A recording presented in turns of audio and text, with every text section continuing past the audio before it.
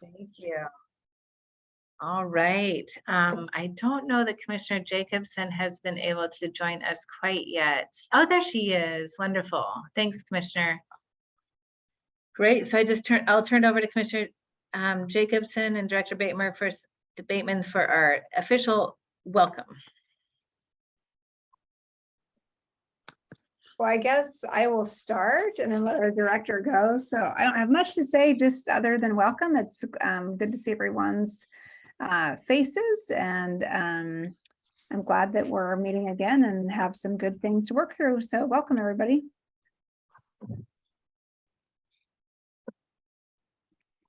Thanks, Commissioner. Director Bateman? Yes, so we've got the agenda up there. Let me get back over to my notes real quick. I just wanted to thank everybody for being on with us this afternoon. I know everyone's very busy. This is one of my first opportunities to interact with folks. So I just wanted to say hello, reintroduce myself. I've met some of you already, but I'm settling into the agency. Again, Director Brenda Bateman. I just wanted to say in my first few months here, I've been so impressed by the talent and energy of our staff, and the passion of our commissioners, and the commitment of our partners and our committee members. So thank you for all that you've done and all that's coming up here in the future.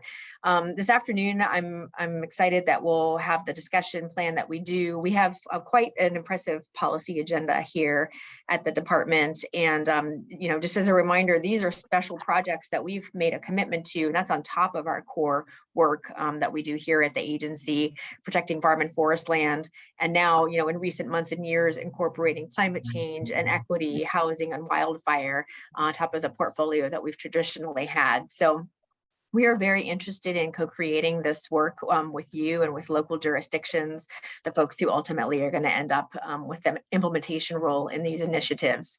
So our schedule today is pretty full, and it was developed hands-on with our chair and co-chair. And I just want to thank everybody for the role that you're playing on this committee when everybody's so busy. I wanted to make the offer, you know, please let me know if you have any questions along the way, or if you need anything from the director's office. We're happy to pitch in and help alongside of you. So with that, I'll turn this back over to commissioners and chair and co-chair. Thank you. Commissioner Jacobson, one of the actually before, if it's all right, Brenda, we will just ask folks if they have any other updates. You know, we definitely want to hear from commissioners kind of what's going on in their neighborhoods or counties. And I want to also just kind of do a sound check. Commissioner Willis, can we hear from you? How are you doing? And any updates from Marion County? Hi, yeah, I'm here. Can you hear me? Yes. Okay, we're doing good. We're doing good. I'll have some thoughts, I guess, to weigh in on when we come to the policy section of this. But all in all, we had a bit of a scare last weekend with regards to the fires, but Salem Fire did a good job, and all of our fires are contained, and everyone's doing pretty good. So. Awesome. Such happy news, Commissioner. Thank you. And I want to just confirm with Ingrid, are we recording, ma'am? Yes, we are. Okay, great. Great. Okay, that's pretty critical for our meeting summary. And then Councilor Bisco, can we do another sound check? See what's going on in Philomath for you? Sure can. Can you all hear me today? Good Yes. Deal. So round 2 worked well. Glad to be here, everybody. It's good to see all of you, both our DLCD team and our director and our counselors and commissioners. I would say that for Philomath specific, we are embarking on an Odot transportation project in our main street. So if you've driven on Highway 34 and 20 here, you will notice that we're going to be under construction here for the next couple of years. And that's about a $16 million, I think is where we're landing, project with a lot of streetscapes changes, as well as accessibility, some traffic calming measures being taken here. So Western Benton County is going to take note of that project, but I think the end result is very promising. I too want to echo Commissioner Willis's comments about Commissioner, right? We're still learning in this space. The timeliness of the wildfire discussion here in the policy making is once again front and center for some of our communities.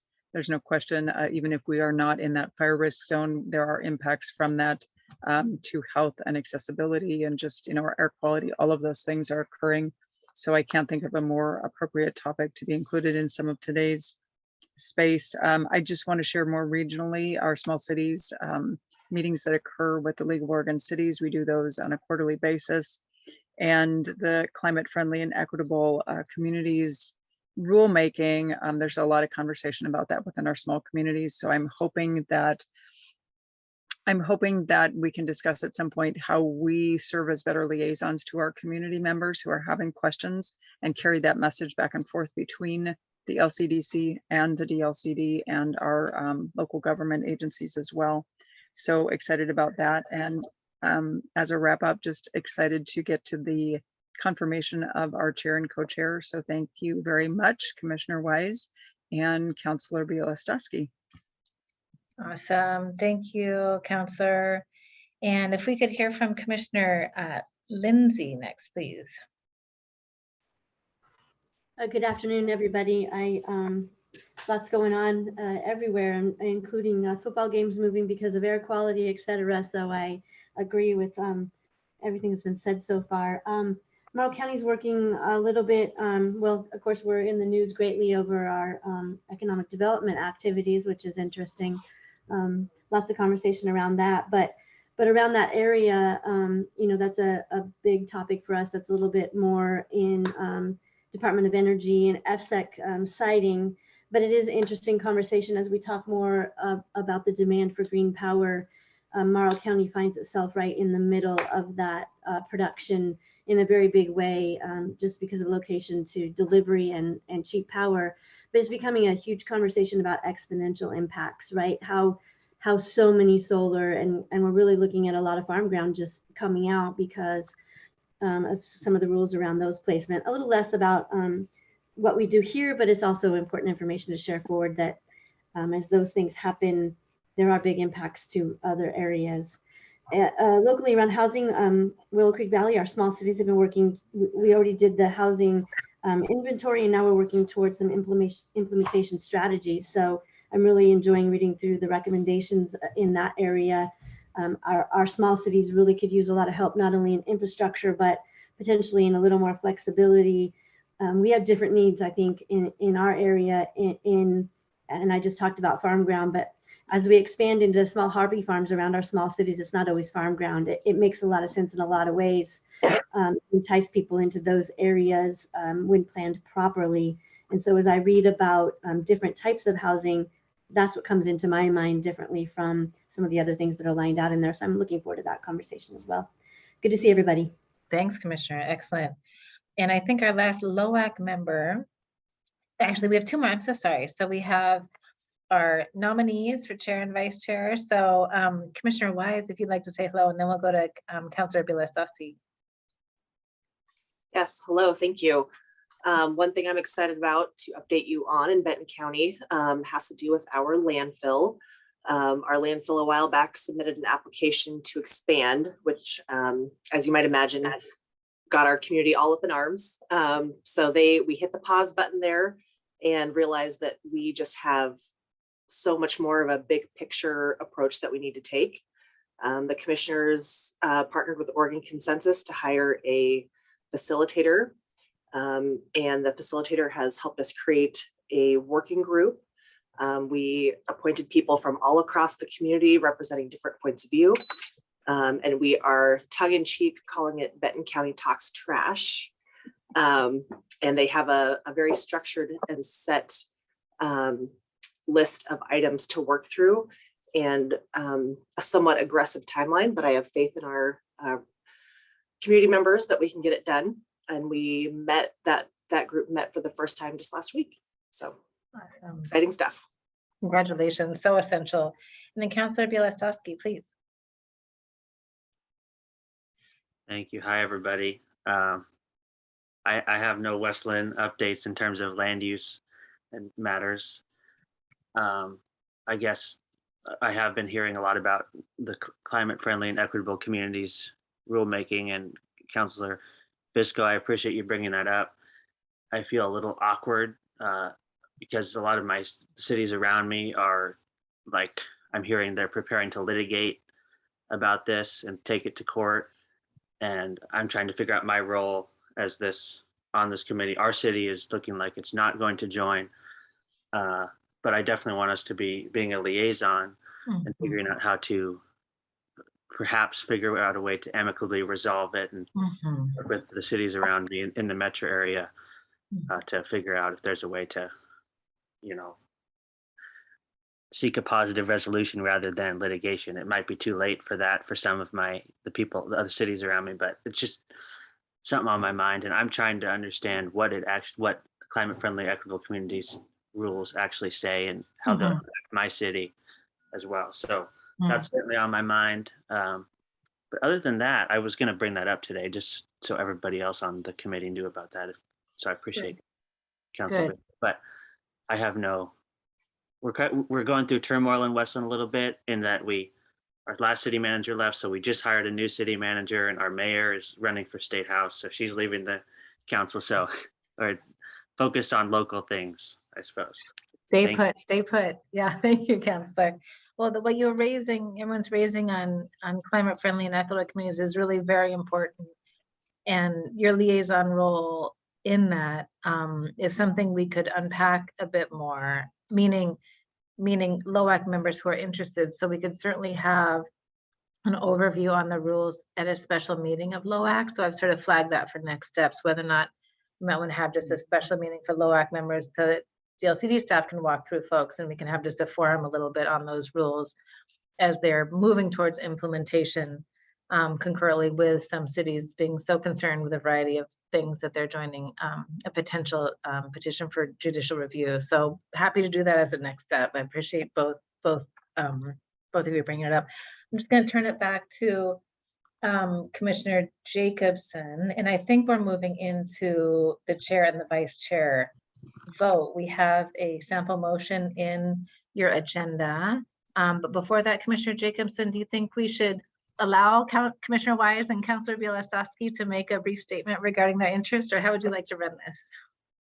Part of me wants to say no so that they don't, have a voice and we just make them serve, but I don't think that's very equitable. So sure, I think if each person would like to just, make a statement, maybe make sure you haven't decided to back out. I think that would be great. So we can confirm you're interested and still willing to serve. Commissioner Wise, would you like to go first? And Sure, thank you. I guess, I'm just here to help. I'm happy to serve, and I'm the current chair of my Board of Commissioners, but we rotate that every year. So starting in January, I'll be stepping down from that. So for it to be nice to chair something going forward. And I feel like I have some good ideas on how to keep us, efficient. excellent. Councillor Bielosowski, please. Thank you. Yeah, I just emailed in and said I would be willing to serve as vice chair. I don't have the time to serve as chair, but if no one else wanted to do it, and I received an email back saying that no one else had emailed in. So hence I'm now the vice chair nominee. If anybody else has a burning passion to do it, it's not a super big deal to me, and I'd be willing to cede it over to someone else, but I'm happy to step up and serve in a vice chair capacity. And I'm confident that Chair Wise will guide us well with her leadership. Awesome. Any other, Commissioner Jacobson, I'll let you kind of roll through the sort of a call for any questions or comments and then maybe a vote. Sure. So does anyone have any, I see a hand. Go ahead. Let me send it back. That hand went up quicker than I expected. So you go ahead and finish. I just have a comment in support of our candidates. So whenever that is appropriate. Okay. Let's see if anyone has any questions first about the roles or anyone else want to nominate somebody or self-nominate? Okay, no takers. So I think go ahead with your comment then, Catherine. Great, thank you. I just want to support both Commissioner Weiss as the chair and Councilor Bielosowski as our vice chair. Certainly, I think all of us are capable of this space, but I can't think of, I shouldn't say I can't think of better because I don't know you all well, but I'm very confident in their experience and knowing kind of some of the scope of work that they have done in the past, that they will serve these positions very well for the Local Officials Advisory Committee. With that, I would like to move to appoint Commissioner Nancy Weiss and Councilor Rory Mielastoski to the 2-year terms as Chair and Vice Chair respectively. And I want to thank them again for stepping up for this role. Commissioner Lindsay would love to second that. All right, we have a motion and a second. Who is taking a vote for us today? I'm happy to do that, Commissioner Jacobson. So I could just call the roll if there's no further discussion. Hearing none, then I'll go to Commissioner Lindsay. Aye. Yay. Thank you. And Commissioner Willis. Aye. Thank you. Councilor Bisco. Yes. Great. I think we can vote for ourselves. Councilor Bielostowski. Aye. Thank you. And Commissioner Wise. Aye. Awesome. Thanks. We still have one vacancy that I'd love to be moving towards filling as well, but that is a unanimous vote for Chair and Vice Chair of the 2022-2023 Chair and Vice Chair of LOAC. So happy. Thank you both for your leadership. Great. So we're right on time. We're a little bit early. Sorry, my lines got off there a little bit. For 12:25 was supposed to be the bylaw update, so we're just on time. This was in your packet. So folks, one of the reasons I knew that Chair and Vice Chair were going to be so incredible is they helped me work on this agenda. One of the things that was not their fault is, I don't know what happened to our letterhead, but you should have received a letterhead that says LOAC. So we'll be working on getting that on our next packet. But they did help put together this agenda, and it was Chair Wise's request that we really put a purpose of each agenda item. You know, why is it coming before us? What action are we expecting LOAC members to take? And then I also just kind of put in there the materials that are in front of you. So hopefully we do aim for 2 weeks for your packets. We had some very meaty materials with the wildfire and the housing recommendations. I want to thank Ingrid for stepping in. We did lose Esther Johnson she went to be the executive assistant for the CEO of Hannah Anderson, which is really hard to compete with, especially when she loves kids' clothes and has several young children. So we wish her very well. And again, want to thank Ingrid for stepping in. Ingrid does a lot of things at the agency and then also helps support the Citizen Involvement Advisory Committee. So Ingrid, thank you. So the draft bylaws is our next agenda item. And so the purpose here is to consider, discuss, and possibly vote on any bylaw changes. After a vote, the updated bylaws, this is in your bylaws, the updated bylaws would be forwarded to the members of the LCDC for approval. So I'm going to stop the agenda share and just move over to that document that was in your packet so that I can take notes on it on a Word doc if you have any other changes. So let me just reshare this. That's all right. And we have bylaws that haven't been updated in 12 years. So thank you for taking a fresh look.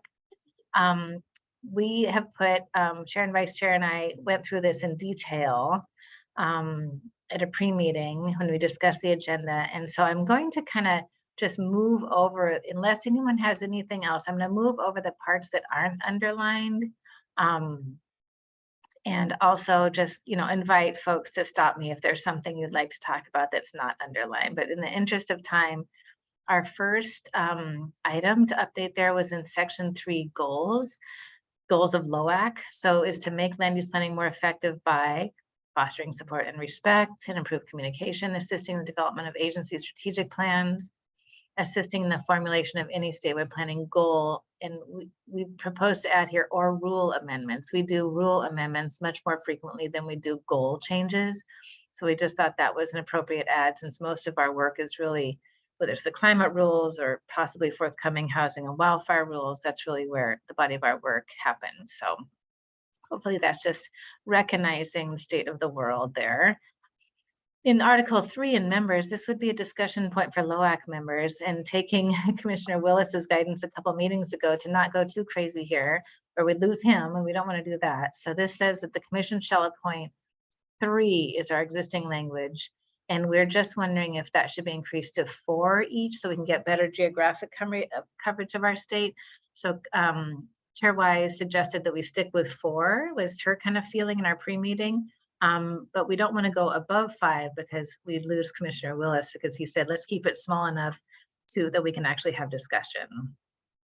So maybe we could take discussion just on this point before we move on.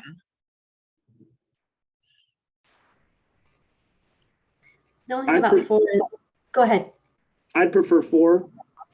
But yeah, I don't like double-digit committees. What kind of committees, Chair, Commissioner? Double-digit committees. Right, okay, yeah. Stay away from double-digit committees. That's good, words of wisdom. And I think Councillor Biscoe, you had a comment, and maybe Councillor Vice Chair. So I also support the 4 because it seems a little bit more maneuverable, but it gets us a little bit further away from any inadvertent quorum issues in case we're having conversations. I'm also curious, just to this point and where we have that part of the conversation, is how will we be expanding the current group that we have, and based on what geographic diversity or otherwise diversity, as we add this to an already existing committee. So as far as recruitment, why don't we come back to that once we land on the number? It's a very good next step question. Anyone else on the number? I think we've heard from 3 folks saying 4. I don't disagree with size, smaller being more productive. However, an even number can sometimes be a problem versus an odd number, which is what makes me lean toward 5 a little bit. But if we're 5 and 5, we'd be 10, right? So we'd still be even. So we'd probably have to go 4 and 5 if we want to hit at 9. Yeah, you're right. I forgot to double. Thank you. Yeah. There you go. Is it possible? Oh, sorry. Please, no. Commissioner Weiss, go ahead. Oh. I'm curious if Commissioner Jacobson could be a tiebreaker. So like the mayor often will serve as that tiebreaker vote in circumstances. Is that something we might consider in these articles? So that I do appreciate that we have, even though we have more counties, I think that strength also comes from having that balance of county and city representation. So if we had that tiebreaker built in the case that we end up with a tie. It's nice. I've just flagged it here. I don't think there'd be a problem with that. We can check with our legal counsel, just as he will review the Stephen Shipsey before they go to commission, but I think we could probably build that in if Commissioner Jacobson's willing. I am fine with that, as long as Steve Shipsey says that we're able to do that. I'm fine serving in that role. Good. We'd probably need to bring you in as a voting member, so that might just be the thing we need to do, is that the commission liaison would be a voting member of LOAC. That sounds okay to me, especially checking in with the legal counsel, because I just want to make sure that we don't have any, if it's a vote on what we are, suggesting to the LCDC, would it be a conflict of interest for an LCDC board member to vote on it, but legal counsel will know all of that. So, right. And then my other question I was going to ask, is there anyone who prefers sticking with 3 and 3?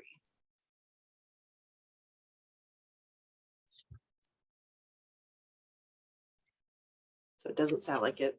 Okay, thanks, Chair Wise. I will say it did come from, I'm not sure if either Ariel from LOC or Mallory from AOC is on the line listening in. They certainly received a panelist invite just as friends of LOAC. LSC and AOC, you can see, and they're kind of specially recognized in the bylaws. But they were, when we were trying to recruit, we did notice a few, significant geographic gaps with the 6. So I'm sort of channeling for them that they did feel that 4 or 5 could better represent the state, and also maybe garner some large cities. Councillor Biscoe.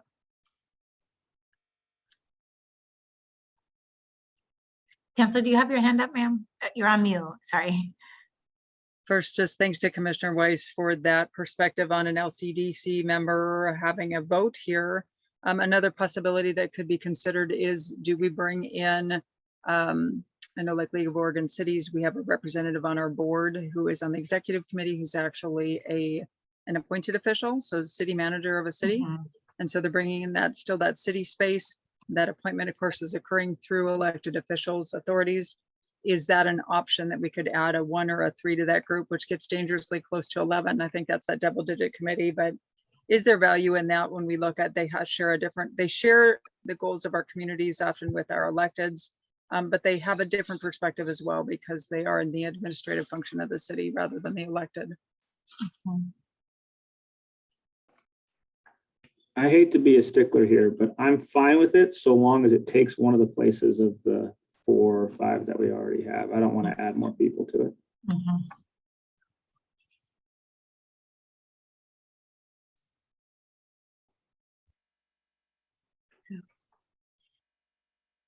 Good, good. So why don't we go plan A? We'll check with Steve if Commissioner, our commission liaison is that an actual or perceived conflict? Probably perceived more than actual, but we'll check and get his opinion back. And if that is the case, well, let's work our way through and I'll loop back here on next steps. If we're ready to vote and advance to commission, we could take care of it with his review still at commission at LCDC and John Day in a couple weeks, but that may be moving too fast and we can just slow it down then too if we need to. Okay. I will keep, go ahead. Ultimately, in the case of a tie, it's just a recommendation that is a split. I mean, we're not making a true final decision. So even if we are a tie, I don't know that it's that important that we have the ability to break the tie. So I think I like that idea, but if it can't work out legally, that I would be a fan of the 4, just to sound like the most input. How do folks feel about that? I think that's a good point. And can we just go back? So it sounds to me like we are all good with 4. Do we need to make would you like to take votes individually as we go, or just say 4 and vote on it at the end? I think that'd be fine, Chairways, if that's okay with you. I'll just make the note here and the check changes and we'll vote on the body. Should we skip, easy come, easy go, Commissioner Jacobson, should we just get rid of this piece about the tiebreaker? Folks, how do folks feel about that? Commissioner Willis is the thumbs up. I can't see necessarily everybody. I'm getting some head nods, thumbs ups. Everyone seems to be pretty much a thumbs up. Commissioner Lee, Commissioner Jacobson, one less thing. I'm okay. I'm here to serve as needed. So if I'm not needed to do that, that's fine. Okay, and shall we skip the appointed officials at this moment? Now, there is a point where you may appoint ex officio non-voting members. And so I do think, as we talk about recruitment, maybe at our next meeting, you might want to think about, do you want some ex officio city managers or planning commissioners to be able to join to help represent the diversity of Oregon's land use planning community? So that's sort of unfinished business. I'll put it on potential next steps. Would be the ex officio, in addition to this core recruitment. Okay, so we'll keep moving along. We had, somehow the bylaws had run around for years not having a term associated with your terms. And we believe it's for 4 years with 1 renewal possible up to 8 years total. How does that sound for folks? Head nods from Commissioner Willis, Commissioner Bisco, Rory is a, Councilor Bilasowski is a heads up, Commissioner Lindsay, Commissioner Wise, it looks okay. All right, Chair Wise. Okay, so we'll keep with that one. I'll keep cruising down here into officers. Okay, so regular meetings. Folks, I know you're busy, but this agenda is busy. So to advise commission, we're wondering about kind of the meter of our meetings. However, and Director Bateman is recommending to LCDC that they also sort of just quote unquote meet quarterly. So if LCDC is moving towards a quarterly meeting, maybe it's okay that this body meets quarterly in advance of the commission meetings. So I'm seeing a head nod from Commissioner Willis on that. Can we leave it? I like the part where it says or as needed. So Okay. therefore, if something, pops up and it's like, oh, shoot, it's time sensitive. Can we, hold another meeting, an extra meeting? For sure. And obviously we wouldn't want to abuse that, but Yes. Thank you. Okay, since LCDC, and that's pretty recent news that that LCDC may be going to quarterly. So I think it matches better that that your body is quarterly. Okay, great. And then 4 or more members of the committee shall constitute a quorum. We just need an update of that with our more members. So I think it was 4 at 6. So this would be 6 at 8. So it'd probably be 6. 6 or more members shall constitute a quorum. Now, we do say later that right here in section 5, that LOAC will generally operate by consensus where a vote is needed. A majority of members present will indicate action. Minority opinions will be summarized for LCDC where needed. I do worry, you guys have excellent, and we're 5 out of 5 members today. I do worry a little bit about just meeting 4 times a year, not having been able to have quorum and then advance a recommendation to commission. So this new section 5 kind of mitigates my stress around quorum if folks agree with section 5. So they're kind of linked in purpose. so I agree with that. And I have a question going back to the quorum. Please go ahead. So if we have 8 members, is 6 a quorum or is it 5? It seems like it would be 5, wouldn't it?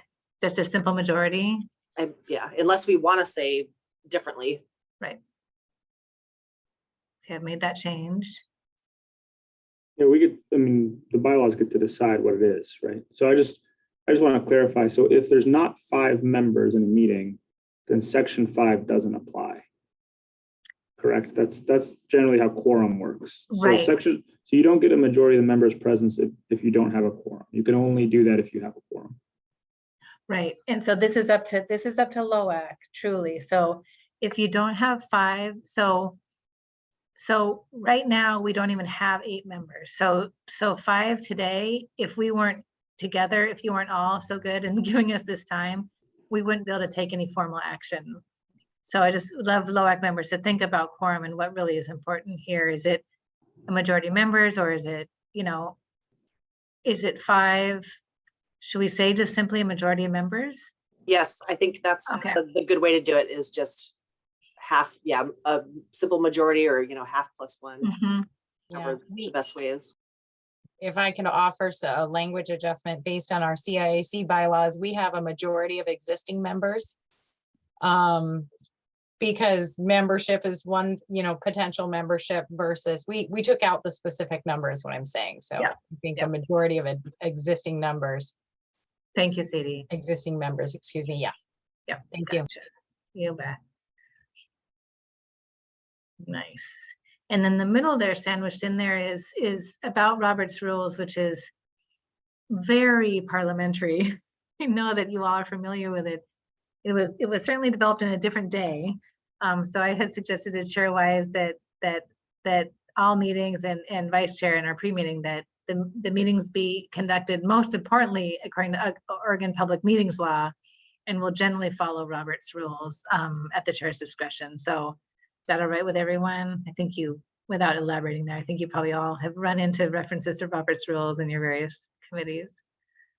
It can be more limiting than not. And if anyone has chaired a meeting according to Robert's rules recently, I need to hear about it, because it's a lot of work. All right, thank you. So I'll just keep moving. I think there weren't any changes, just getting a funny page break there, but let's see. So amendment, no. Okay, that is it. You guys worked your way through. So what is our other, what's my yellow hanging out here? Quarterly, I think we said that's okay, or as needed. I'm just gonna take out the yellow. All right, so if you all agree with this, we could do a roll call, we could do a vote. And then this would go to LCDC for their co-adoption at their meeting in John Day in a couple of weeks. So let's just look if we got members. This one, sticking point right. I think we got, shall appoint 4 members. yeah, I think we solved ourselves out of there, out of even our question of DOJ there. May I make one additional suggestion on section 2 there, special meetings? You might want to just say special meetings may be called by the chair or a majority of existing members in case the chair is unavailable. Thank you, sure. Was it what article was it, Sadie? Let's see. I think it was the last one, Article 5, Section 2. Oh, am I muted? No, you're good. I can Okay. hear. Thank you. Okay, thank you. Called by the chair or a majority of members present. A majority of majority. existing members, I think, because then you could get an email group saying it's okay to call this meeting, but if you just have the chair and he's on, he, she, they on vacation or something, you might need to act with more urgency. Great, okay. Chair Wise, is that okay with you? That one, okay. Yes. Don't leave us, but if you somehow were on a long vacation, then there was an urgent issue, the members could call for a meeting, okay. Folks, would you care to, could we have a motion for someone to, or I should turn over to Chair Wise, would you like to kind of run us through potential motion and vote on this one? Sure. Do I hear a motion? So moved. Lindsay, second. So motion made by Commissioner Willis, seconded by Commissioner Lindsay. All those in favor say aye. Aye. Aye. Aye. All those opposed? Hearing none opposed, motion carries. Thank you, thank you. I'm going to stop share on that one. Pull back open the agenda, but you all have it somewhere in front of you. I think our next item is over to Miss Sadie Carney. Sadie, I'll pull up what the LOAC members received in their packet on the policy agenda. Perfect, thank you. We know it's a big one right now. And Sadie has been with the agency how many years, Sadie? Almost 8 years. Yeah, just a baby. I know. So Sadie is the agency's policy and communications manager, which is a big role, but one of her roles is to manage the policy agenda. So I will share. I do have it back up here, just trying to get to the right page. Sadie, could you talk to us about why we're reviewing the policy agenda at this time? Sure, thanks, Kirsten. As Kirsten said, Sadie Carney, I'm policy analyst and communications manager for the agency. I'm gonna take this out of full screen so that I can read my notes over here. So our policy agenda that we develop at DLCD is a biennial document, and it is tied to our biennial budget. So every 2 years following the long legislative session, DLCD gets a legislatively adopted budget to do our work over the coming 2 years. We often get a bunch of additional sort of rulemaking or policy development work assigned by the legislature through different pieces of legislation, different bills that pass, or different sort of like budget allocations. And so at the beginning of that 2-year cycle, we develop a biennial policy agenda. But then about halfway through, and that's what we're doing right now, we update it to reflect both the work that we have done so far in the biennium, any new work that has been assigned in the short legislative session. Typically, we don't see a lot of work assigned in the short legislative session. Most of the items that move through the legislature should be budget related and not really make major shifts in policy. And any new work that has come up for the agency. And we could get new work in a couple of different ways. There could be a governor's executive order that we're responding to. There could be case law that we're responding to, or there could be some kind of urgent policy development initiative that we have needed to take on halfway through the biennium. But typically, we build this at the beginning of the biennium. We revise it about halfway through. And then at the end of biennium, we're building it again. And you will be involved in every phase of that work. So thank you in advance. If you have read through our policy agenda or so far, we have a lot of ongoing work that we are representing in the policy agenda, giving the commission and the public updates on where we are, what has been accomplished in the first year of the biennium. Not a lot of new work. There is a little bit of work related to housing that has been added as the result of a budget note that passed in the short session. And then we will present this, we're presenting it to LOAC and to our Citizen Involvement Advisory Committee for feedback on the different policy items. We have a public comment period that follows, and we'll be presenting it to our commission at the upcoming meeting on the 22nd and 23rd of this month, and that will open the public comment period. And then we'll have letters of comment. Sometimes they come in addressed to the commission in that sort of public comment aspect. Sometimes they come directed to me, and then I forward them to commission to package them all into our body of public comments that are received. Staff considers it. We make any sort of revisions based on public comment as a proposal to our commissioners. And then at our November commission meeting, the commission will approve the policy agenda. I don't think it gets technically adopted because it's not that kind of document, but they'll approve our policy agenda, and that just says, okay, DLCD, go forth and do. But it is a flexible document. It's a living document. As I said, you know, we complete work and it's finished. We need to add new work in response to different circumstances. So an example that would be especially relevant of something that gets added in an emergency is in response to the 2020 wildfires.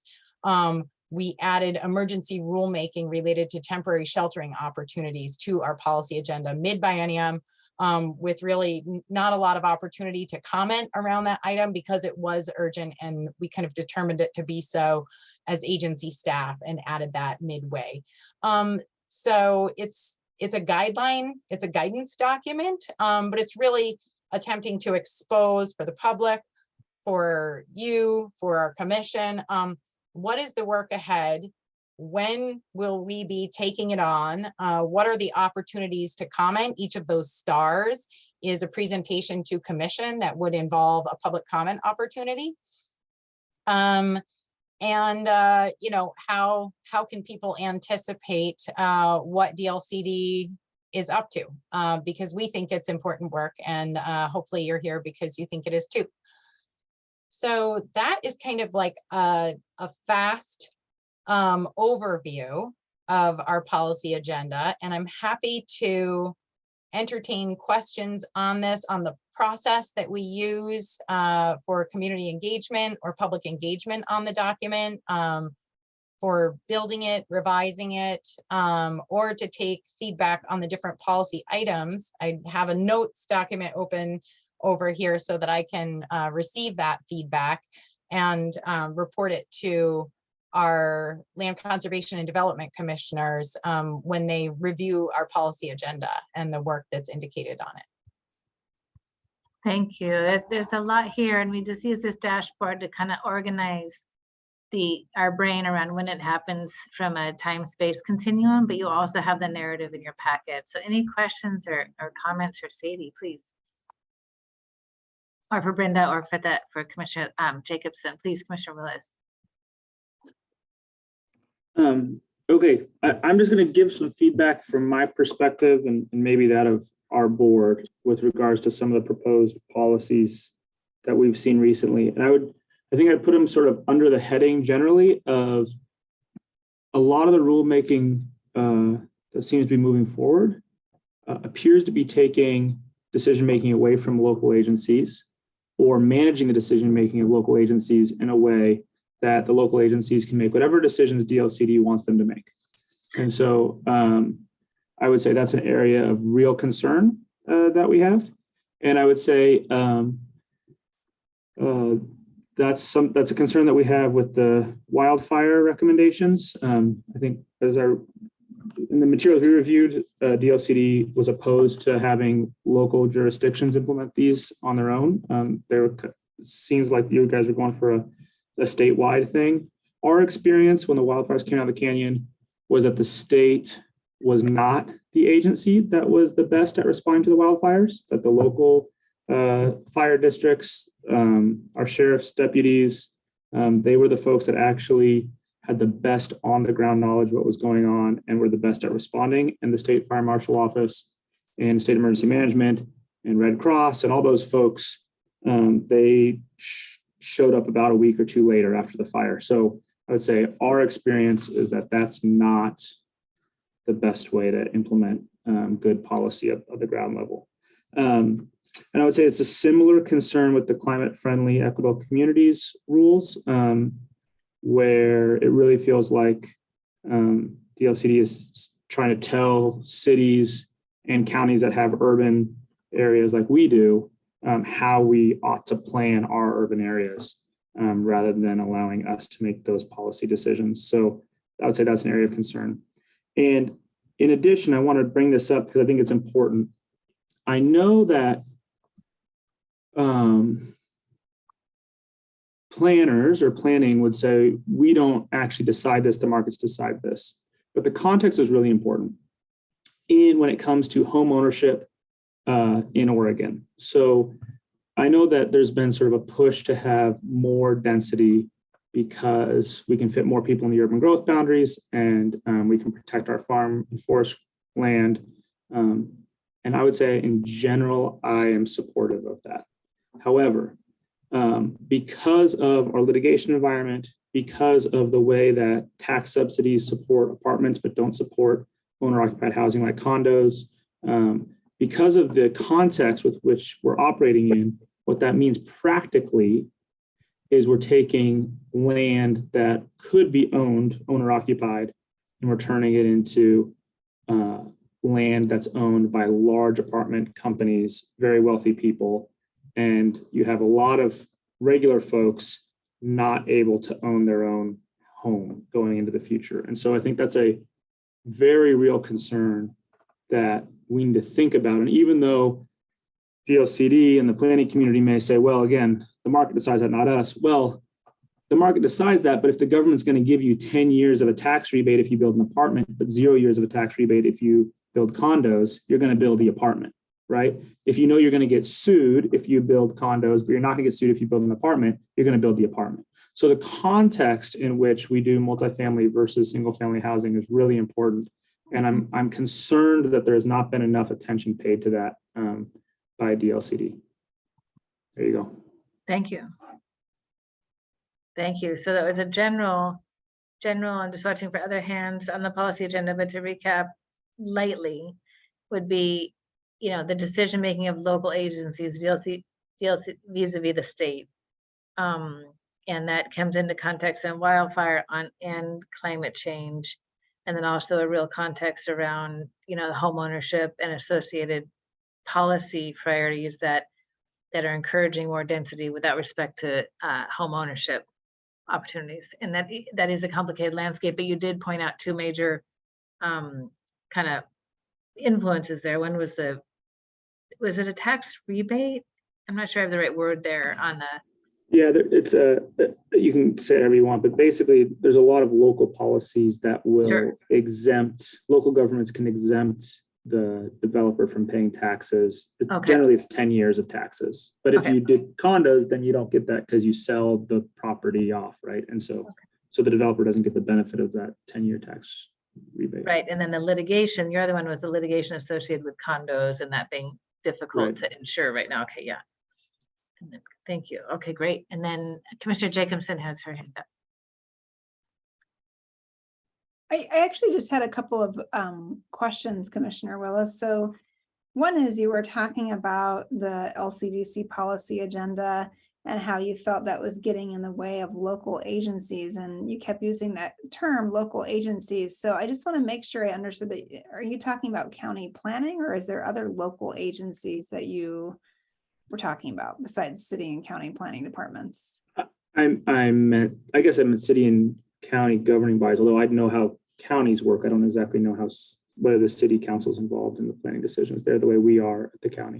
Okay. All right. Thanks. I just want to make sure I understood that. And then the other just kind of clarifying question I had as you were talking about response to wildfire, and that, local agencies like the sheriff's department and, fire departments and stuff were better responding to that than state agencies. But when I look at the current stuff that LCDC is doing, it's not about, fighting fires. It's more about the policy implications after a fire. And so I guess I was just curious, is there a specific policy you thought was interfering with actual response to the actual fire?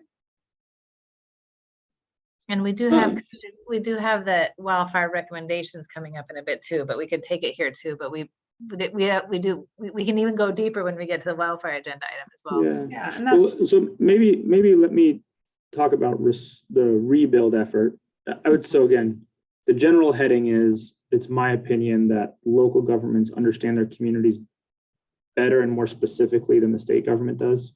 And so local governments should really be the lead on implementing some of these rules and have decision-making authority over how to make these rules real in their communities. And as I would say, an example of this is in Marion County now, we have 60% of our homes, we lost 724 homes, 60% have received building permits, and I think we're up over 75% have received septic permits. Usually you get your septic first and then you get your building. Paradise, California, I think they're 5 years in, and I don't think they have even 20% of their homes rebuilt yet. So, and I think my understanding is basically Paradise followed more of a, state and FEMA led recovery rather than a local led recovery. And that's part of the reason why it's taken them longer, is because often, and I saw this in some of the materials, the state or the feds prioritize uniformity. And so they want rules that they can implement uniformly across the whole state or across the whole nation. And that's where you get situations where somebody can't get an exception or can't get extra help, or they get, you become a round peg in a square hole, and you just don't have that flexibility to move forward. So that'd be my concern, is when we're implementing wildfire rules, making sure that they're appropriate for each community. And as we saw just this last weekend, the geography of each community, how far each community is from the woods, all those sorts of things play into what makes sense for those communities. So I would be concerned about a one size fits all. And I think that's, while not directly related, it's analogous to what I saw on the night of the fire with response, where our sheriff's deputies, our local fire agencies, they just knew the place better. And so they were able to actually respond better and get people out of those homes because they'd been working that area, driving those roads for 20 or 30 years. okay, thanks. I thanks for the clarification there. And I absolutely agree with you that local governments understand and know communities better than the state does, having been through my own wildfire in Lincoln County. But thanks for the clarification. Great. I And have a please, Joyce. Yes. clarifying question as well. So just to check my understanding, are you looking for comments specifically for this agenda, or more comments on the different policy works themselves? I see on the agenda it says, let's see, maybe I missed, LOAC member may recommend items. So are you also looking for additional items to add? That window is open and we're scared of it, chair-wise, just because of our capacity. But Sure. it is, when we go out for public review, that is a question. Anyone can suggest an agenda item. So if anyone's going to suggest something else for DLCD's agenda, LOAC kind of has a special ear of the commission. So certainly if there's a new item, even if we can't get to work on it this year, it might be something that, you would be recommending to the commission that they carry over for the next biennium or seek funding to do. So yes, we are definitely open for that. We're fearful, but the window's open. Yes, please. Sure. Well, and I'll just clarify, I don't have anything at this time that I would suggest adding, but I just am trying to, are you looking for comments just strictly on timing of this, or are we getting into policies? Well, honestly, it's a very good question. So because we don't have a meeting with you during the public comment period, this is a great time for you to give us even Commissioner Willis's overarching kind of more, philosophic warning, to us about the relationship between state and federal policies and the relationship there. And I think that's entirely appropriate for sure. So a very good caution with animation from Commissioner Willis there. The you can either give us comments on any specific item right now, or you could do it during the public comment period. But anything you say today, we're happy to kind of carry forth those thoughts. As we carry forth the thoughts to commission at the end of next week, we'll probably say, members had the following comments, unless you vote as a body to make a recommendation. Okay, If perfect. that makes sense, yeah. Sure. So I just, regarding the actual timeline, I just kind of wanted to put a plug out there, or actually I want to check my understanding. So the STARS rule adoption / complete project, does that include implementation by cities and counties? Or does that happen after? After. Okay. And each additional policy will lay out how long cities have for implementation? It does vary. So yes, Okay. each package, and even within the CFAC rules, it depends on your size, when the housing rules, it depends on your size. So it does depend. It quite does vary. Okay, Right. so Well, and sorry, go ahead, Sadie.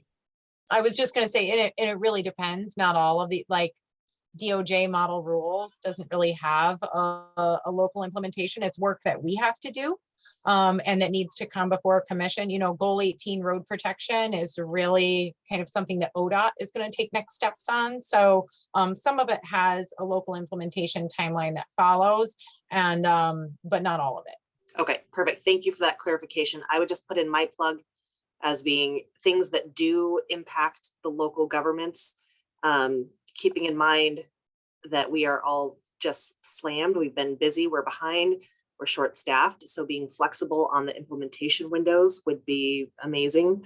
Having a little bit more time or multiple opportunities for staff of local governments to chime in along the way is always great. And then I will just support some of the comments that Commissioner Willis made.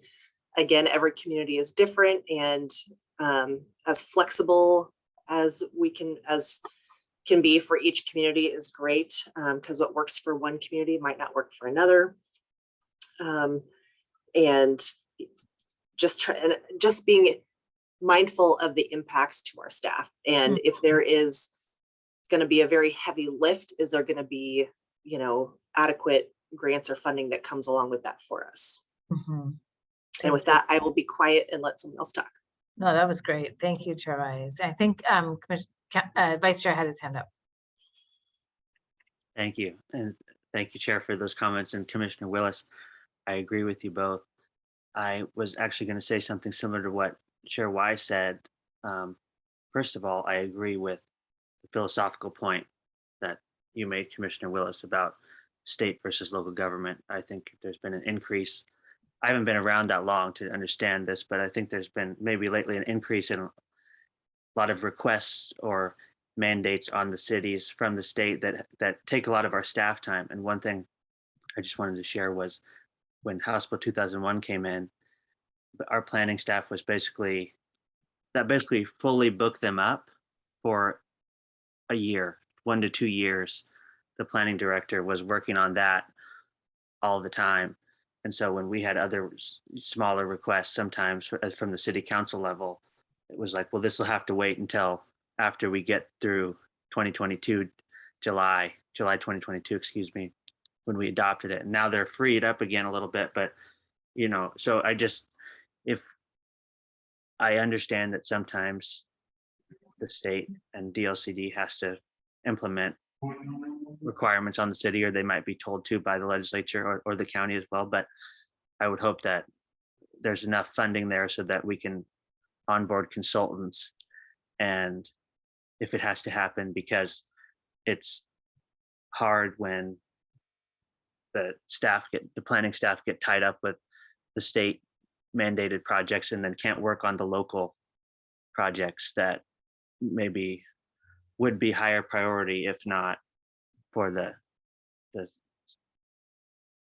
being required to do it. So anyway, I guess the overall theme of my comments is regarding the funding component, because basically for our city, it's all consultant based. A lot of the legwork is consultant based on the big projects, probably for CFEC as well, Mhm. if it gets there. So thank you. Thanks, Vice Chair. Excellent. I don't see any other hands up. Those are all really good. I know Brenda's taking notes, Sadie's taking notes. The director will be giving kind of some comments too on the director's report probably about this. And then we have multiple bites of places where we can report this out to commission. But let's hear from Councillor Biscoe and then again from Commissioner Willis, please. So at the risk of crawling through that open window that you mentioned, Here she comes.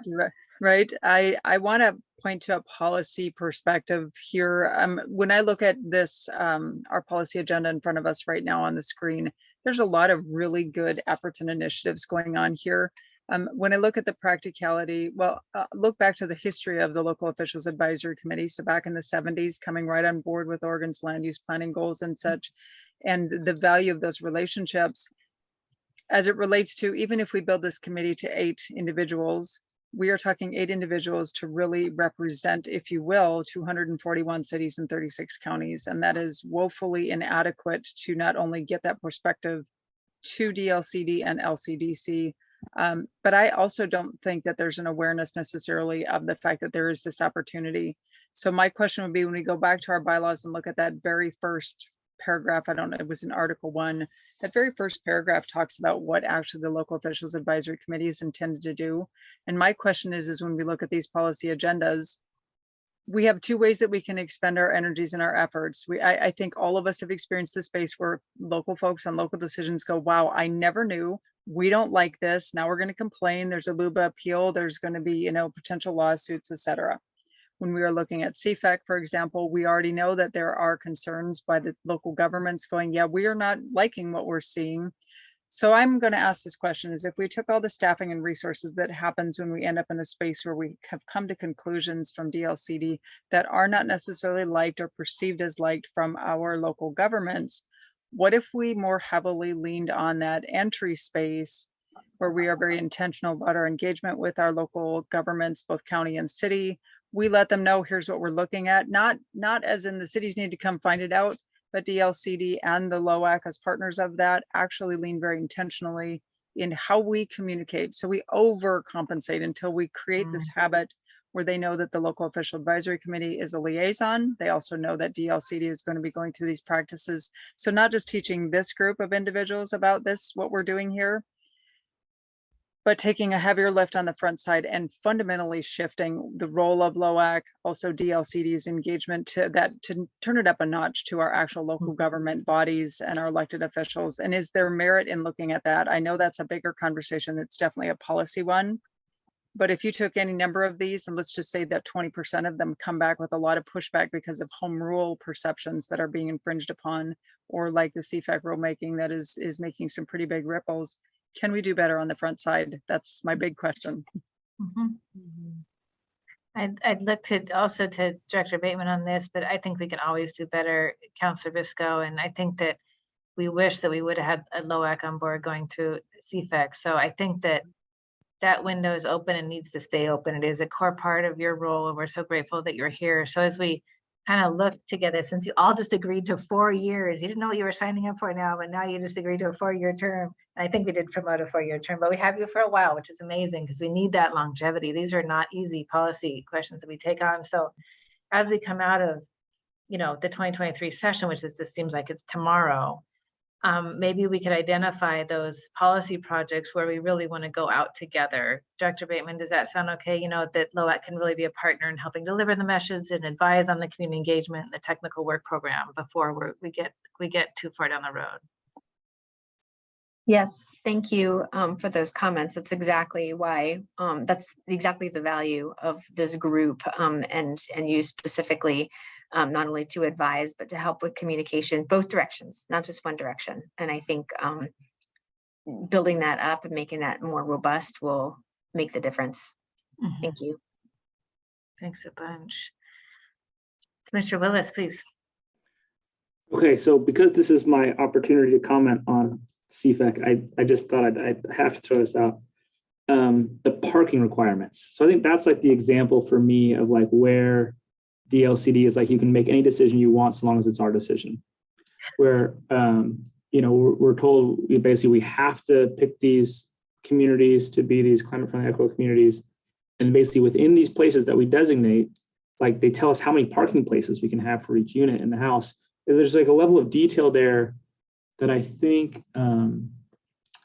is not always appropriate for every community based on the dynamics. So if you have a community where you have light rail running right through the community, that could make a ton of sense. If like in my community, you don't necessarily have that what my concern is, and I think it's concern of a lot of folks in planning, is that all you've done is you've just shifted those cars onto your streets. They're just going to be clogging up, especially like in East Salem. We have a bunch of these little roads that all we're going to do is we're just going to put a whole bunch of cars on these roads and make traffic worse and, you know, jam everything up because people need to get to work. It's not really an option for them, you know? So I think that's an area, I just wanted, because you're going to be reporting to the commission, I think that's something where it's like, you could have said, we want to have these climate friendly communities, and you could have said, we want you to look at parking, sort of telling us how many parking places we have to have in these communities. I think you're likely going to get some super bizarre results in certain communities as a result of that, because it's just too specific. Thanks, Commissioner. It's we could go literally all day out in parking, but I just want to take your guidance as guidance. You know, I think, you know, you've said it, and I certainly don't want to modify it or attempt to modify it in any way. So Brenda and Commissioner Jacobson, do you feel like you have some general themes to report to LCDC? Chair-wise, is it okay if we kind of maybe summarize those for you and Vice Chair, and maybe get those to before some notes before the LCDC? We haven't done this before. I wasn't at the agency when we had LOAC before. So this whole method of taking LOAC guidance to LCDC, we don't quite have ironed out yet, but I just want to make sure that LOAC members feel that you were heard. We're certainly on recording. And then maybe as we go towards prep to report back, we have some bullet points we share out either to Chair and Vice Chair or to the entire LOAC to make sure we captured your guidance correctly.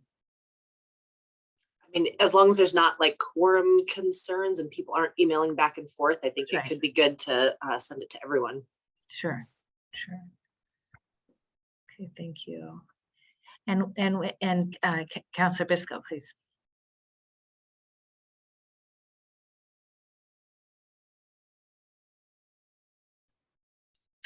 Again, Commissioner Willis, thank you for those comments. So this is a great group. We're not large and mighty, but there's some really powerful perspectives here that I appreciate.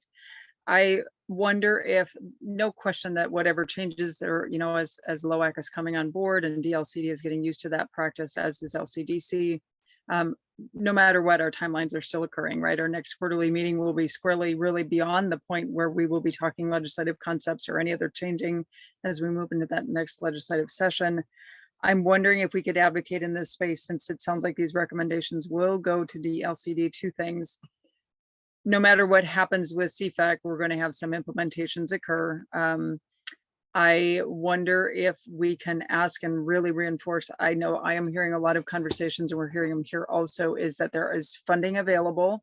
And that means sufficient funding, not just, you know, small pockets of funding, or, you know, it's a really competitive grant process. Funding available for that implementation until either there are changes or we figure out how we're going to make that work, but also the technical assistance be available. So many of our cities are much too small to have hefty planning departments. Certainly the consultants, there's a limit to them. Even if we all have to do this in our metropolitan areas for CFAC specifically, that will affect communities as small as Philomath as well. Tangent is 1,000 plus. So they're less than 2,000 anyhow. There are effects to communities that small as well. So it isn't just our 50,000 and above communities.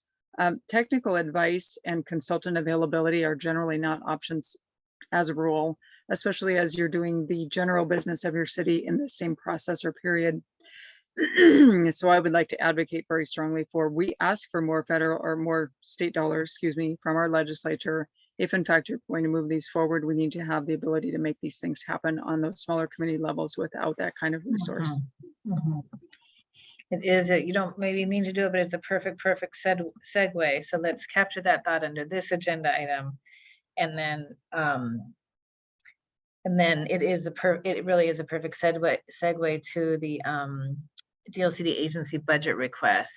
And so I feel like we've gotten good guidance. We are exactly at time to move to the next agenda item. Chair-wise, is that okay if we kind of report out to the full group? I don't think we're going to vote. So I think reporting out like, hey, this is the draft meeting summary for this just little chunk. Does that look right?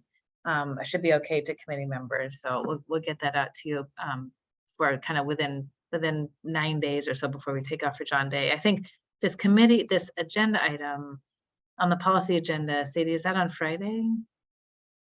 Yeah, it's up on Friday. So we'll be launching again that public process, but I think LCDC will really appreciate having this direct guidance from you in general principles, not just for this policy agenda, but really for the one we built too. And also for general rulemaking. Thank you for the good discussion. Okay, I am going to I don't want to blind you. I'm going to rip down a few pages and get into, I think, our POP. Did I just go right by it? Let's see, our POP overview. Oh, here it is. It's more than 2 pages.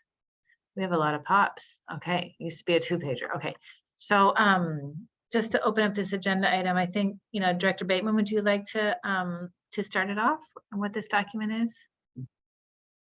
Yes, thank you, everyone. I'm not going to go down through this document in detail. I just wanted to give some context and outline what this is and sort of where we are in the process. And then we have two of these items in particular that we wanted to highlight and get into some details for you this afternoon because they're very timely. They're out for public comment and the concepts are, and we were hoping for a little bit more conversation about 2 of these items. So just generally what you have in front of you here are something called POPs. There are policy option packages or budget requests that have already gone into the legislature for them to consider during their 2023 session when they convene here in Salem. This year, the agency has 12 such POPs that you'll see there, numbered 201 through 212, not necessarily in priority order. That's just how we were writing and presenting them.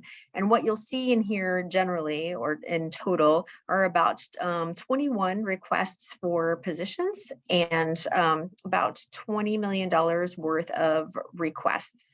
Which is pretty significant given that our biannual budget in recent years has been around $30 million. So the fact that these are requests above and beyond our core work, the things that are already in our base budget.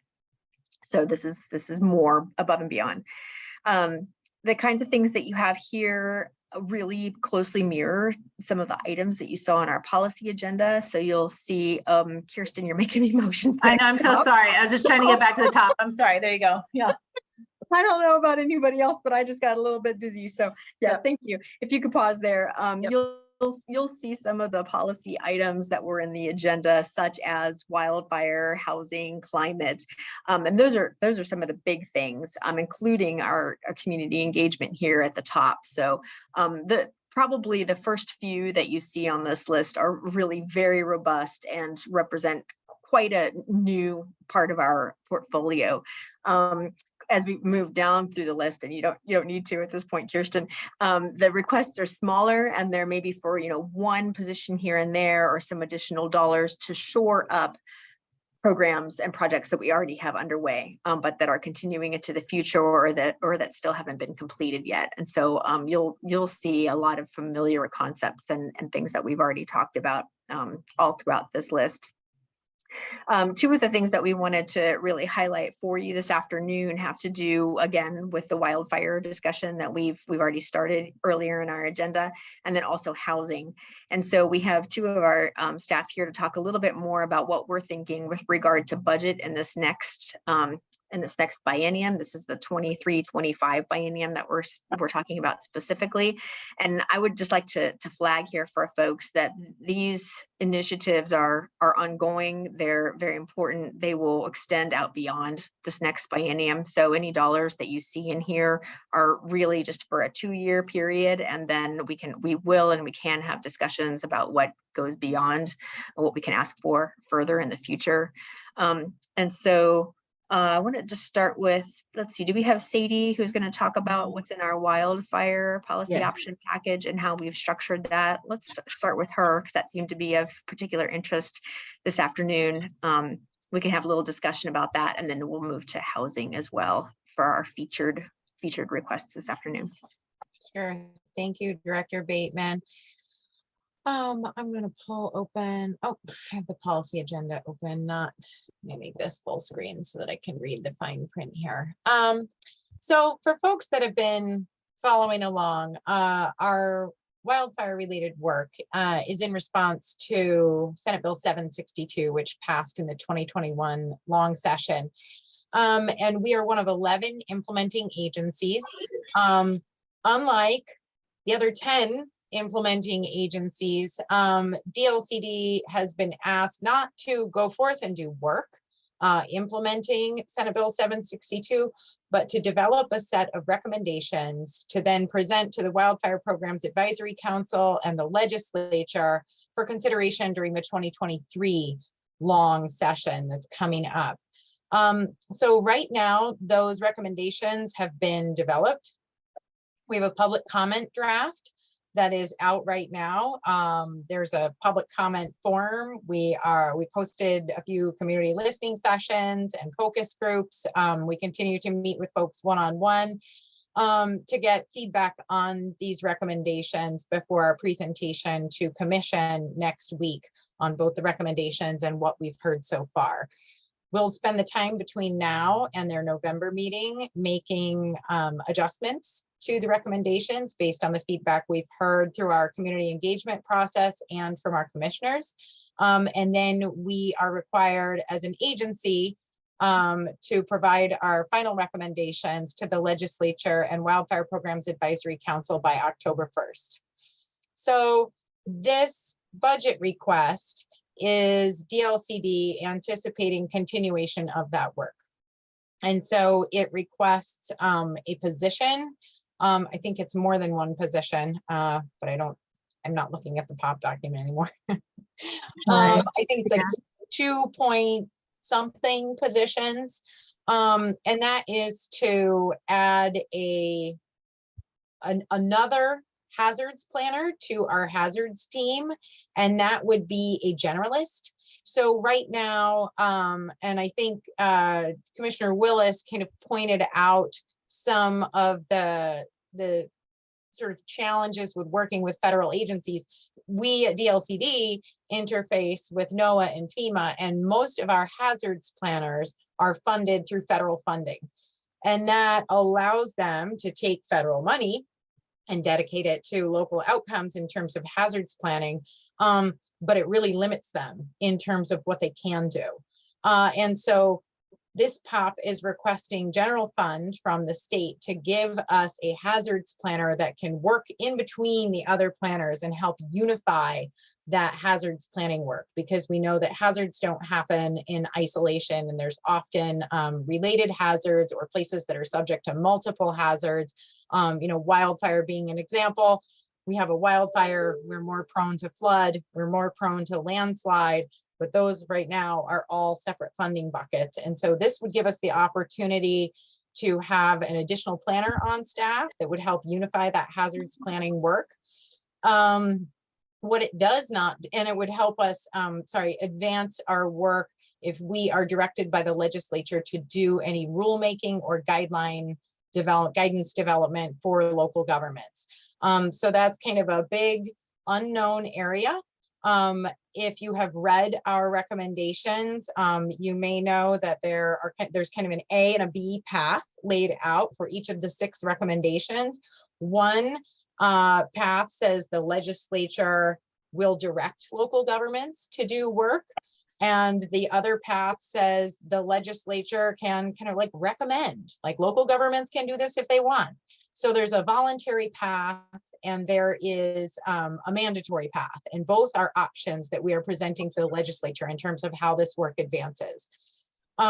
Still, what we are hoping is that there's a lot of local direction and flexibility in terms of how things happen. There's a lot of local direction on how, you know, who is involved and how the plans look and what it looks like when we put these things on the ground.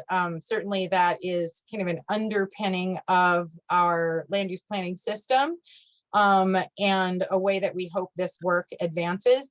What you don't see in this policy option package or budget request is funding for local government. And the reason is that that work is pretty far out. We have not requested grants for local governments because we do not anticipate local government implementation for any of this work would take place until the 25-27 biennium. And so that would be a funding request that would go in our next agency request budget. So this funding request is just for the positions, associated development of rules or local guidance. And I think that's really it. I'm happy to answer any questions if I can about the recommendations, but certainly about the budget process moving forward.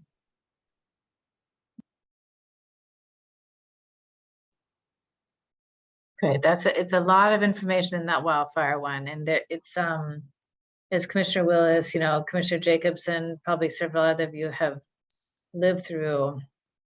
Even Westland, Clackamas County had its scare. This is, you know, front and center for Oregonians. So this is, as Sadie said, we have this, you know, this document out for public review. That the recommendations document is out until October 1st. Taking public comment. So we could, if you wish, commissioners wish, we could certainly send that to you, you know, to help amplify out in your communities. It's basically 5 recommendations with an A and a B. So 5 major recommendations with an A and a B. What I think we wanted to kind of also, so you're welcome to comment on the recommendations themselves, or the principles as you did earlier, or the process to develop the funding request. Again, the wildfire recommendations will go from, you know, the state's advisory committee to the legislature. And we're asking the legislature, you know, rulemaking basically, or voluntary paths in each of those 5 recommendation areas. And then if we were to do rulemaking or even voluntary, we would be asking the legislature for funding to implement. You may have noticed that there's $10 million for CFAC implementation. We did start with 2.5 million.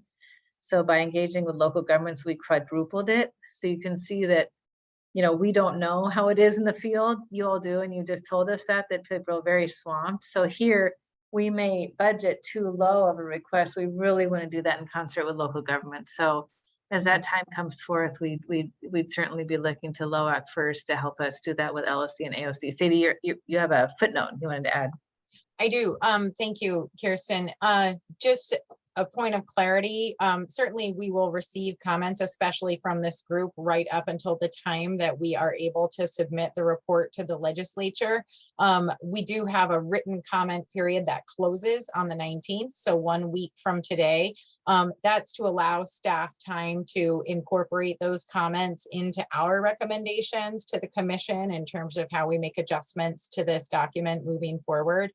And then I think kind of relevant to this group, we do have a survey for local governments right now that we are using to support our recommendations, because one of the things we're asked to do in Senate Bill 762 is to identify the needed resources, both at a state level, but also at a local level. What would be required to implement these recommendations. And so we have a survey out to local governments that's attempting to assess that. And actually tomorrow at noon, we have a webinar. Happy to drop the link in the chat once I stop talking at you. But we have a webinar for local governments to come and ask questions about that survey, you know, if they're not sure how to answer a question, or if they need clarification on what's involved in one of our recommendations before they answer the questions. So I'll drop the link to the webinar and to the local government survey in the chat for this group. And hopefully you can help us spread the word, or join us tomorrow for the webinar, or respond to the survey, or all of the above. Thank you, Sadie. We probably should take about, we have wildfire and then housing, so no shortage of major issues today. We probably should be getting to housing in five minutes or so, but any other questions or any questions or comments on the wildfire, either kind of the recommendations that are in play now, or the city just described the process to develop the budget recommendations, the kind of the funding recommendations for the legislature. Thanks. Chair Wise. Thank you. I do have some comments. They're not, probably getting into the weeds a little bit. They're not directed at this dollar request. And I do see that it says DLCD expects to request funding to support local implementation. I think that's critical. I hope that it is funded well enough. And in addition, I have some notes from input that I've gotten from a couple different sources, one of them being our community development department, and just kind of hearing from them at a high level that in order for us to do this well, I mean, we'd be looking at 2 to 3 FTE. We'd be looking at a natural hazards and or wildfire coordinator, just to make sure that we actually do this right and do it well. Other things that we need is GIS resources, data analytics, and just a lot of work to update our planning maps. So all that is a real impact to our county, and I'm sure to other counties as well, and cities. Some other just sort of general input that I received, again, just being flexible in how the implementation of the rules goes would be greatly appreciated. And it, you know, the DLCD might already be aware of this, but just thinking about it from our perspective, you know, it's not just community development that is impacted, it's our emergency management, sheriff's office, you know, traffic engineering, building inspection. You know, there's a lot of players all trying to work together and figure out whose job is what and coordinating. And then some question that arose, you know, who is enforcing the requirements and who has the expertise to enforce the requirements? Definitely need to be clear on that. Where the specific rules apply. Is it in the WUI? Is it in high and extreme levels? Is it not? All that would be helpful to know. Let's see. One other thing to be cognizant of, kind of getting back to all of the different players, you know, I just want to make sure we're not putting fire code in our land development code, and just recognizing the challenge that planners are not the fire marshal. You know, they don't necessarily have that expertise. So just making sure that we are able to have all of the right information, the right documents in the right departments. And then let's see, it's helpful for us to have plenty of good examples of like best practices, because again, what works for one community might not work for another. So if we could see a varied best practices and varied examples, that would help us with implementation. Thank you. Awesome, great. Chair Wise, thank you. Councillor Bisco has her hand up, please. Thank you, Commissioner Weiss, Chair Weiss, and Commissioner Willis for your comment also in the chat. I'm going to support everything that was just said in that space, and I think that illustrates, so for a county of 95,000 people, this is what the ask would be in order for implementation to occur. And this is on any given, well, the POP that we're looking at right here. I'm curious if we cannot, so the whole legislative process, we start with this whole, the POP that you have it laid out right now. We're not asking for funding for support for local governments at this time, but we know that realistically, if we're going to come back with recommendations and implementation models, that we're going to need that local government funding support. Is it important enough to start putting that on the front end of these asks. Like, we know that wildfire planning is important. We know that we need to look at all of these things in order to create communities that are safe and resilient in the face of fire. But the reality is still we're going to need those dollars, and we're going to need that staffing. And there's no amount of all of the good work that you do, if we can't implement it at the end, it stagnates, or it sits in the space, or it gets in the way of local government, just general business. And we end up then having to go back and duplicate the work that's being done first and foremost, because soon enough that information starts to become outdated. I want to use the Transportation Growth Management Program specifically because I saw this occur, not to any fault of DLCD at all. Actually, Laura Buell came in and did a presentation. There was some, I will just say, just a short version of this is it was a great opportunity for us to look at transportation modeling. We're at a place where there's a lot of pressures on our transportation system, the way that it is, like a lot of communities. But at the end of the day, administration didn't feel they could move forward with any of those efforts, and it was staffing, in part, staffing resources restricted. And so we let fall aside a perfectly good technical assistance program because we knew we didn't have the bandwidth, in part. That's not the only reason, but part of that was that lack of bandwidth on the backside of that. And quite honestly, that would have been a very beneficial thing for us. And that is now 3 months out, I think 3 years, not 3 months, 3 years out from us.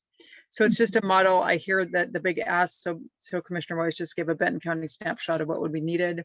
Also seeing how we have DLCD, some really good planning moving forward, and things that we are looking at and analyze to give us some real bodies of work that are functional. But if we don't know going in already, or we're not asking going in already for those dollars and those supports and those grant fundings and DLCD staffing, like, I'd love to see DLCD be the staff that moves through our communities and we work together collectively that way, rather than trying to find staffing from each of our cities to support all of this type of work. So that's a lot of idea out there. It's conceptually, again, a shift from kind of where we're at, but I want to encourage you to look at all of these POPs that way, because honestly, 1 through 12, that many POPs that might impact our communities right now already is, I don't know for the rest of our electeds here, but I'm looking at that going, we can't even catch up with the last round. We're not even beginning on CFAC for some of us that are affected by that. And here's a whole nother round that's really important, but how are we going to get the job done? Fortunately, thank you, Commissioner. Councilor Bisco, I do want to affirm that not all of them have an impact on local. So one, for example, is for a CIO for DLCD. So certainly not 12, but a good 4. You know, there are some, you're absolutely right. And I think that the Vice Chair, I do see your hand. I'm going to stop talking 20 seconds. The housing and the wildfire pops you see on the screen and in your packet really are placeholders. But I think your point, Councilor Bisco, is why don't you start to advocate for grants now? Because you know it's going to be needed from a best practice. So I really appreciate that comment. Vice Chair, please. Thank you. I agree with everything that's been said. I just am thinking about this in terms of how we're very geographically different across the state. So I just wonder how, when these wildfire rules get further down the line, you know, how it can be written in a way or implemented in a way that allows the geographic diversity to kind of guide the planning process, because the needs of Portland and Westland and metro area cities, Salem, Marion County, et cetera, might be different than the needs of a rural community with much higher fire risk because they're out in the woods, like Oak Ridge, for example, I'm thinking of. So just keeping that in mind would be my recommendation, to ensure that there's adequate plans for the different types of cities and counties and areas of the state. Sort of stating the obvious, but I wanted to make sure that for the commission.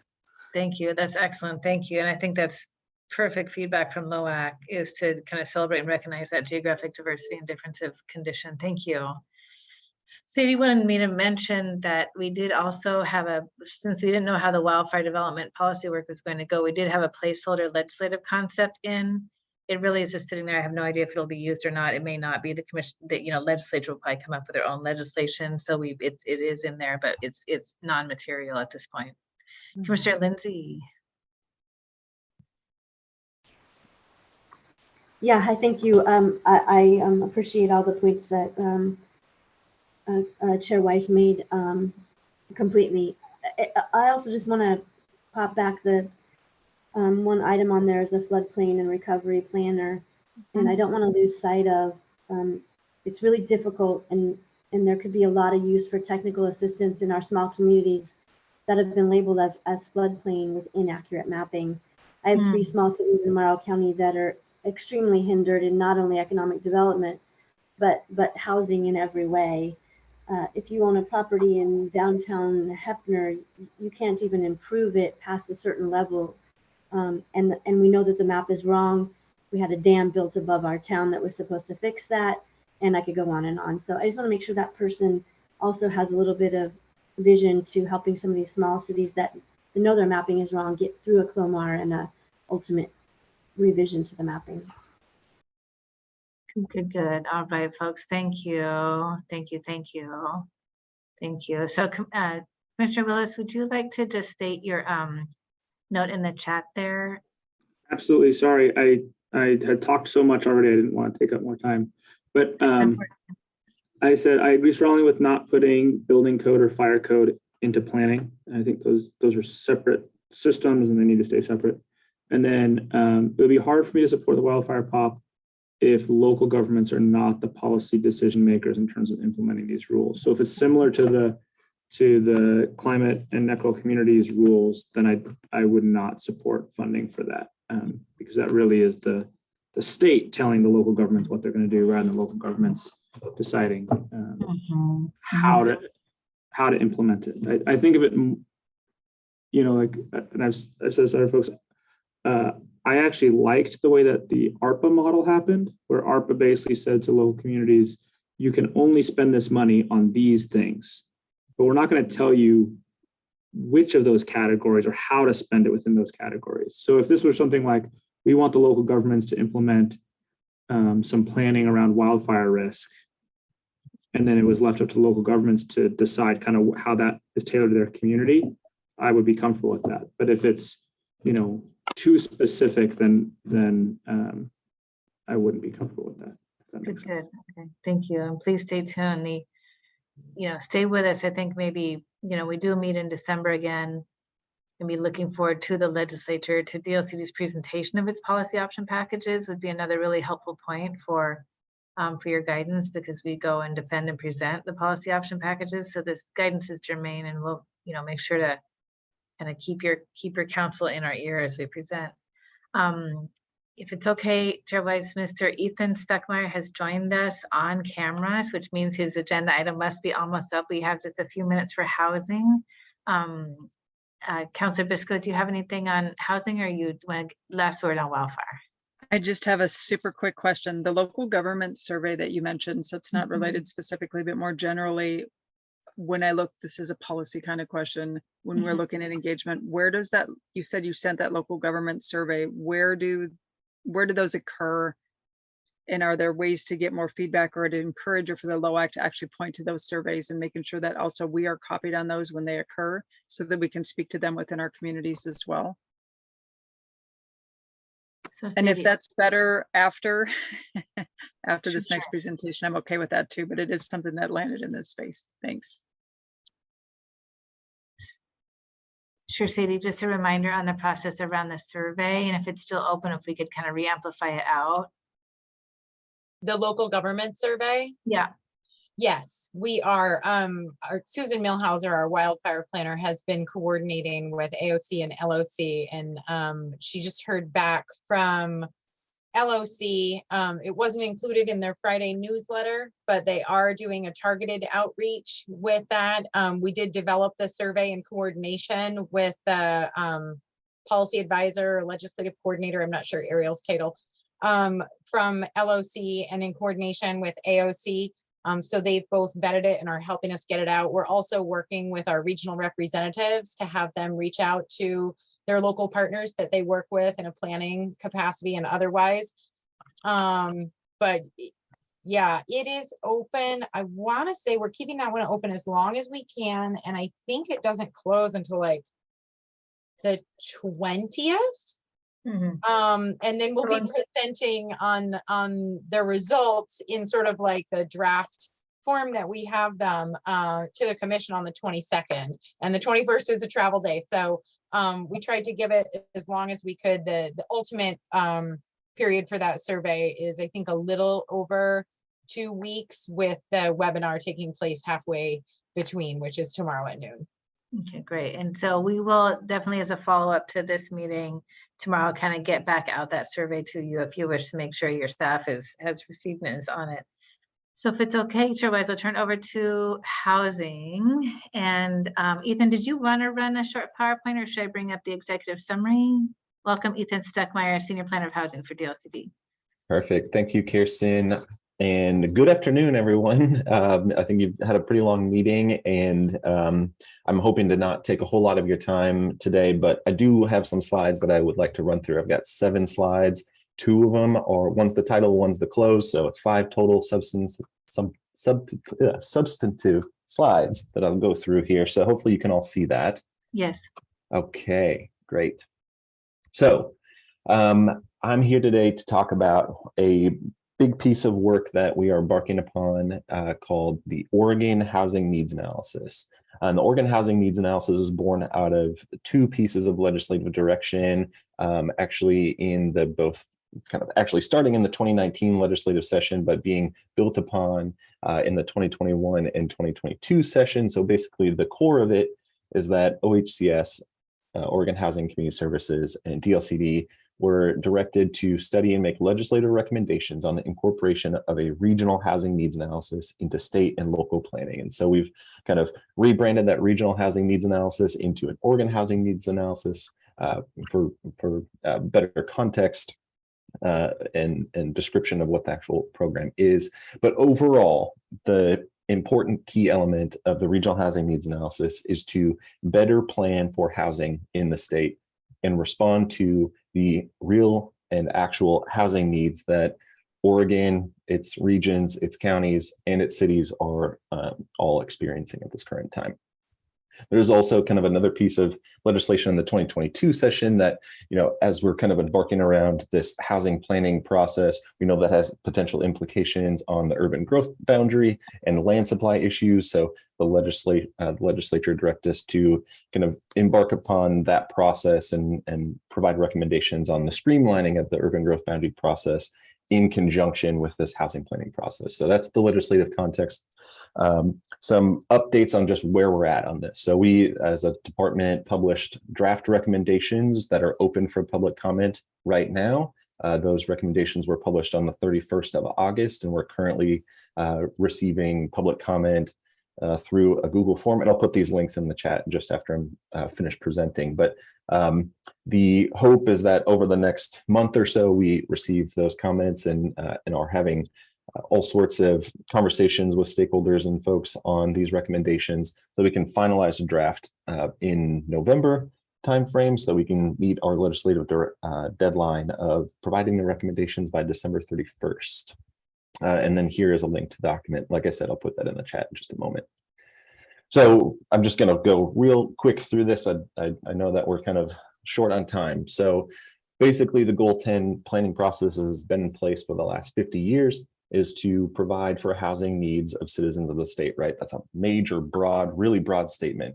And then there's some additional context within the Goal 10 housing framework, talking about buildable lands for residential use, and we should be providing the availability of adequate numbers of needed housing, price ranges, and rent levels that people can afford, and so on and so forth. I think that over the course of the last 50 years or so since we've been implementing Goal 10, we've really focused on the former portion of this sentence and less on the latter portion of the sentence. And so I would say the ONA process is hoping to modernize the way that we're implementing Goal 10. And I'll get into some of the details of what those recommendations are. But what you can see on the bottom of the screen here, the slide is a schematic of how the current process works. Basically, it's a really long, complicated, litigious math calculation at the end of the day to calculate what the capacity of our land is in relation to our projected growth over a 20-year period. We've had some conversations with our stakeholders, including local governments from cities, counties, regional entities, and other stakeholder groups from disability rights groups, from growth management groups, all of those conversations, and I'm not even joking with you when I say we've talked to hundreds of people on this subject, those conversations all boil down to three major themes. The first is partnership. For the duration of the Goal 10 planning process, the onus has been on local governments to meet their housing needs with kind of limited and a gap in support from state government or other regional entities. And so kind of that partnership element of this work is focusing on building both the capacity at the local level, but then also making the process easier, especially for those smaller and more rural communities, and tying that work with state coordination and funding. The second is accountability. Like I mentioned, local governments are the ones who are doing all of this work, right? And so we need to focus in on, double down on those local solutions to the state and regional crisis that we're experiencing in housing affordability. But we can provide, as a state, provide guidance, direction, and support, financial support, especially to those local governments to actually implement and put forward those local solutions that are relative or responding to your local context. And then finally, all of that ties into investment, right? We can plan all day and every day, but it's not going to work if we don't also tie the investment to putting those things into action. So that includes investment not only in technical assistance and capacity building, but also things like infrastructure, the horizontal improvements in the ground to facilitate the production of housing. And then ensuring that those investment vehicles are flexible and not, full of strings attached, so that cities have to jump through all these hoops and try to build this capital stack of investment over the course of years and years and years, only delaying the process. Okay, so here's the core set of the Oregon Housing Needs Analysis recommendations. There's quite a few of them. We've grouped them into buckets. I would say the first recommendation is all of the things which are within DLCD's wheelhouse and its scope of authority in terms of how to create a regulatory system that facilitates and achieves housing production goals. So these are things like related to tracking progress, things that are related to the urban growth boundary, about local actions. And so kind of just the really high level, I'm not going to dive into the details. We can if you have questions about them, but the really high level is that, we're not planning for the amount of housing that we are actually realistically needing. The current process doesn't include accommodations for the underproduction of housing. It doesn't include accommodations for second homes. It doesn't include accommodations for people experiencing homelessness. And so incorporating that into the actual estimation of housing need over time will greatly increase the realistic types of planning efforts that we're engaging in to actually achieve that realistic need. Recommendation 1 includes, like I mentioned, the things that DLCD can do. Adopting and implementing recommendation 1 by itself would be good progress, right? But we know it is not going to scratch the surface in a major way, move the needle on housing production without recommendations 2 and recommendations 3. So the kind of recommendation 2, I think, can be summarized generally as planning for all of the types of housing, funding the production market of housing so that it's actually achieving the goals, the state goals and the lofty goals of Goal 10 and achieving those outcomes. And then recommendation 3, I think, can be summarized really generally about coordination of state and local and regional funding opportunities to actually get those, move from policy and good intentions to actually production of housing. So that's a really, really quick spiel of the Oregon Housing Needs Analysis. I'm happy to answer any questions on that or anything else. Ethan, can you touch on the budget request? Yes. Yes. So with... Great point. So the budget request is for a total of $3.5 million. Part of that is for staff, additional staff capacity to focus in on things like Goal 14 planning, Goal 14 being the urbanization goal. So small local governments have limited capacity to do, to review and approve building permits, let alone do long range planning. And so the hope with this would be to have, I think the number is 2.64 FTE to assist those local governments in doing that Goal 14 planning, removing some of that analytical burden on the local governments and bringing that at DLCD to kind of be kind of like somewhat of like a consultant or planner that can supplement the existing capacity at the local government.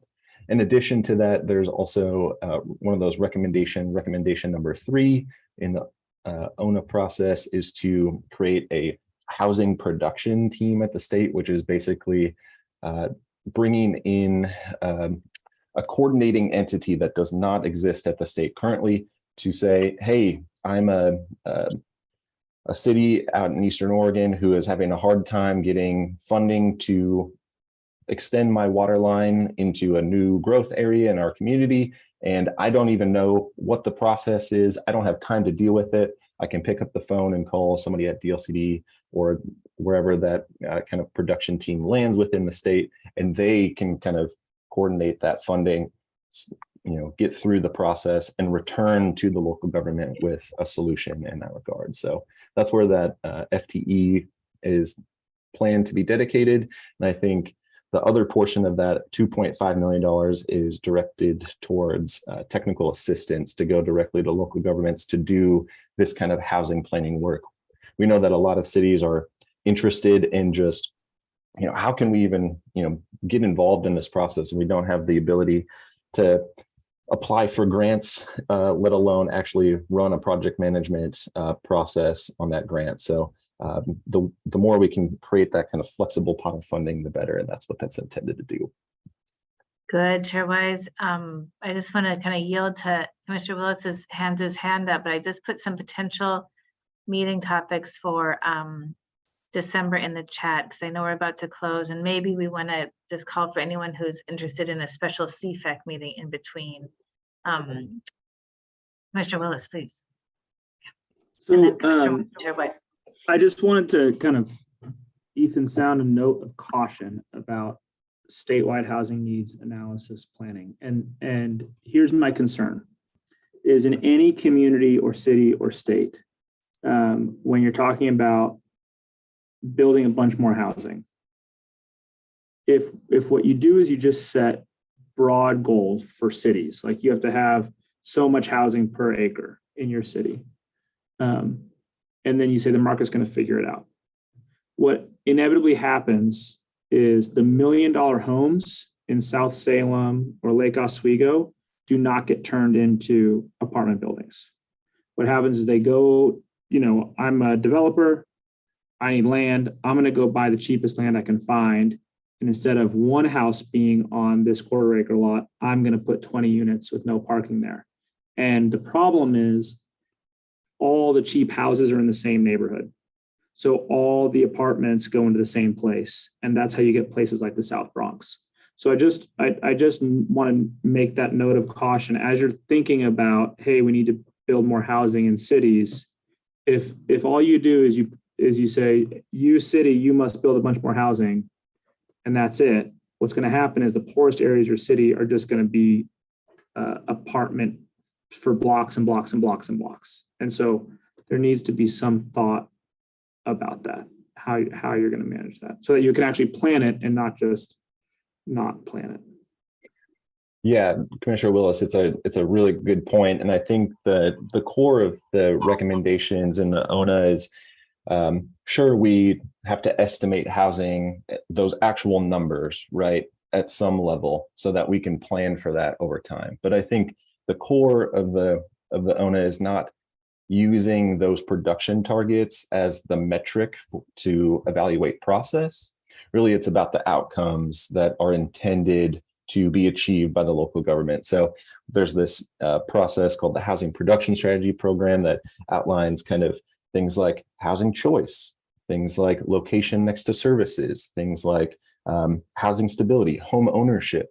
Those are the kind of outcomes that we are expecting to be measured as part of the Oregon Housing Needs Analysis, not the nominal number of units created. So I think by going at about that way, you're kind of focusing in on, okay, are we increasing home ownership opportunities in our community through our policies?